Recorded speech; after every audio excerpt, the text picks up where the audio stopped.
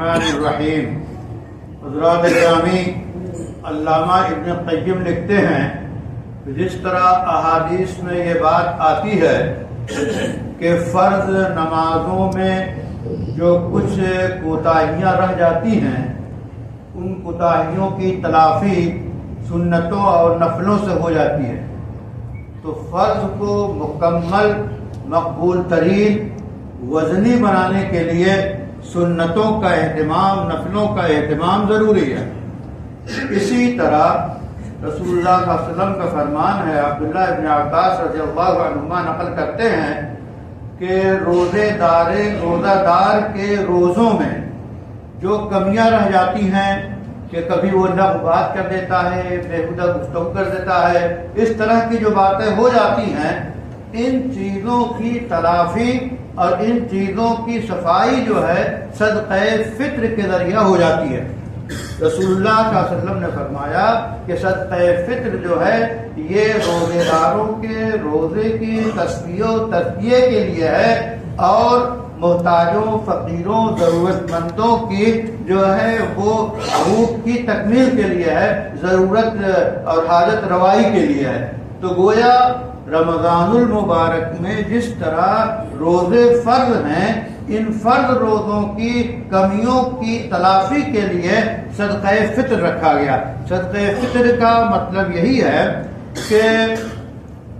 ہر روزے دار جس پہ جو ہے جس کے پاس جو صاحب نصاب ہو، یعنی 52.5 تولہ چاندی یا اس کے برابر نقد روپے یا اس کے برابر تجارت کے سامان یا اس کے برابر اور قیمتی چیزیں اس کے پاس موجود ہیں، تو سال گزرا ہو یا نہ گزرا ہو، ایسی صورت میں ایسے شخص کے اوپر صدقہ فطر واجب ہوتا ہے۔ خود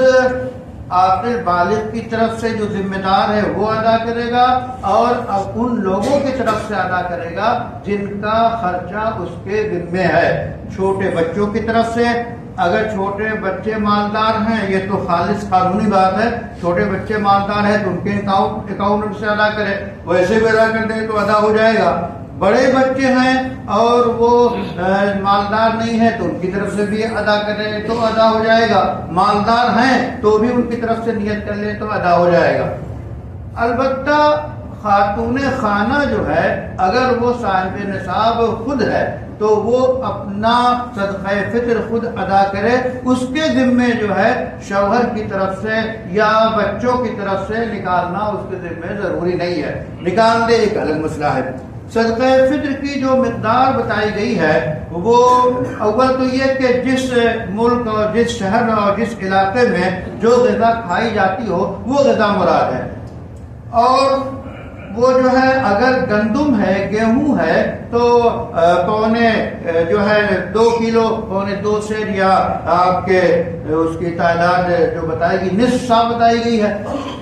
یہ دے، یا اس کی قیمت دے، یا اگر جو یا کشمش یا کھجور یا پنیر یہ چیزیں دے۔ ظاہر ہے کہ ہمارے یہاں اس کا کھانے کا تو رواج نہیں بطور غذا کے، تو جہاں جو غلہ اور جو چیز کھائی جاتی ہے اس میں سے یہ مقدار پونے 2 کلو یا اس کی قیمت۔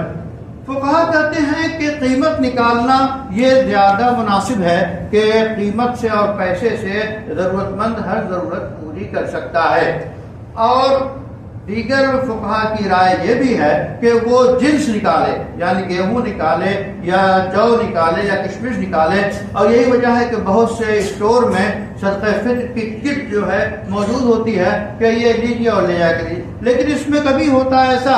اس بیچارے کو ضرورت ہے کسی چیز کی اور مل گئی کوئی چیز، تو پھر وہ تبادلہ کرے گا، بیچے گا، بیچ کے پھر اپنی ضرورت کی چیز خریدے گا تو اس کا ذرا سا نقصان ہو جائے گا تبادلے میں۔ بہرحال عید کی خوشیاں اور اس کی مسکراہٹیں ہر محتاج ضرورت مند ہونٹوں پہ، ننھے بچوں پہ بکھیرنے کے لیے صدقہ فطر نکالنا ہے تاکہ سب مل کر اس خوشی میں شریک ہو اور ہر گھر کے آنگن میں خوشی کا پھول کھلے۔ یہ ہے صدقہ فطر جو شریعت نے واجب کیا ہے۔ اللہ تعالیٰ سے دعا ہے کہ وہ دن لائے، اور صدقہ فطر جو ہے پہلے عید سے ادا کر دے تو بہتر ہے، نماز سے پہلے ضروری ہے یا اس کے بعد ضروری ہے، کسی وجہ سے نہ ادا کر سکے تو بھی ادا کرنا ضروری ہے، جبکہ حدیث میں وعید آئی ہے کہ اگر کسی نے نماز کے بعد ادا کیا تو گویا عام صدقہ ہے۔ اس لیے فقیروں اور محتاجوں کی ضرورت اور کفالت کے لیے پہلے ادا۔ ایک بات اور ذہن میں رکھیے گا، صدقہ فطر کی جو مقدار ہے، ایک فقیر کو بھی دے سکتے ہیں، محتاج کو بھی دے سکتے ہیں، کئی کو بھی دے سکتے ہیں، اور کئی صدقہ فطر ایک فقیر کو بھی دے سکتے ہیں۔ اس میں یہ بات سامنے رکھنی چاہیے کہ جو لوگ جس گھرانے میں ہم دے رہے ہیں یہ دیکھ لیں کہ ان کی چیز کی ضرورتیں پوری ہو رہی ہے یا نہیں۔ اگر پوری نہیں ہو رہی ہے صدقہ فطر سے تو دیگر صدقات سے پوری کیجیے تاکہ وہ خوشی پھیلے۔ اللہ سے دعا ہے کہ یہ خوشیاں پورے عالم اسلام کو نصیب ہوں۔ ربنا